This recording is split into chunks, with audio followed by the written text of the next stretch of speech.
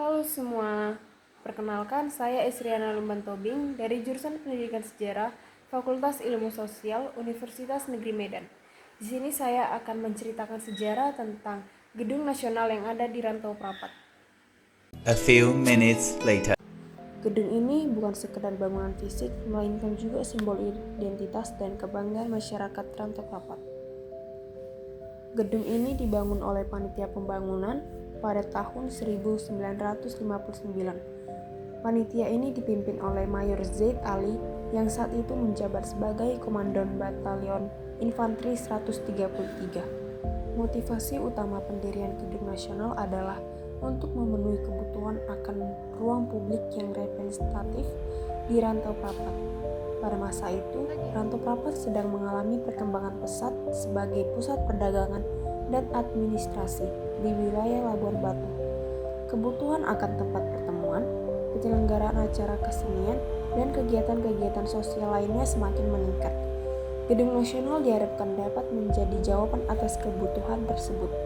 Seiring berjalannya waktu, Gedung Nasional Rantau Prapat mengalami berbagai perkembangan dan perubahan fungsi, mencerminkan perubahan sosial, politik, dan ekonomi yang terjadi di Rantau Prapat dan sekitarnya.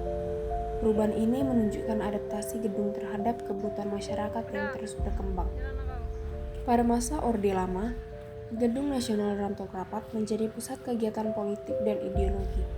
Berbagai organisasi politik menggunakan gedung ini sebagai tempat pertemuan dan konsolidasi kekuatan.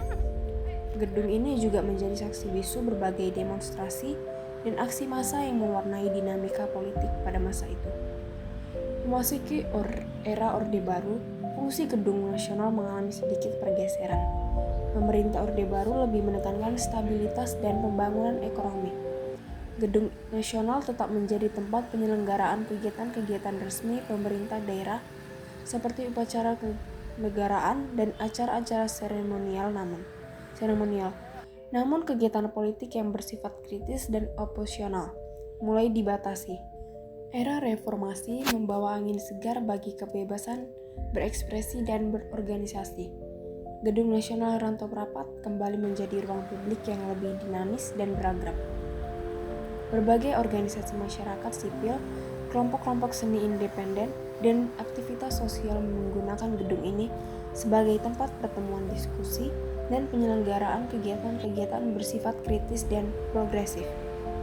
Namun, saat ini kondisi fisik gedung ini semakin memprihatinkan. Banyak bagian bangunan yang mengalami kerusakan dan membutuhkan perbaikan segera. Upaya-upaya pelestarian dan revitalisasi Gedung Nasional menjadi semakin penting untuk menjaga warisan sejarah dan budaya bagi generasi mendatang. Adapun gaya arsitektur bangunan ini memiliki gaya campuran antara gaya kolonial dan gaya modern. Pengaruh gaya kolonial terlihat pada bentuk bangunan yang simetris, penggunaan pilar-pilar penyangga, dan ornamen-ornamen dekoratif yang sederhana. Sementara itu, pengaruh gaya modern terlihat pada penggunaan material-material bangunan yang lebih baru, seperti beton dan kaca. Material bangunan yang digunakan untuk membangun Gedung Nasional Rantau Prapat umumnya adalah material-material yang mudah didapatkan di daerah setempat, seperti batu bata kayu dan bambu.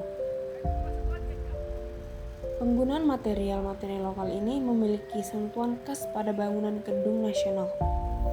Adapun tantangan yang dihadapi dalam upaya pelestarian Gedung Nasional Rantau Prapat adalah antara lain keterbatasan anggaran, kurangnya kesadaran masyarakat, dan kompleksitas perizinan.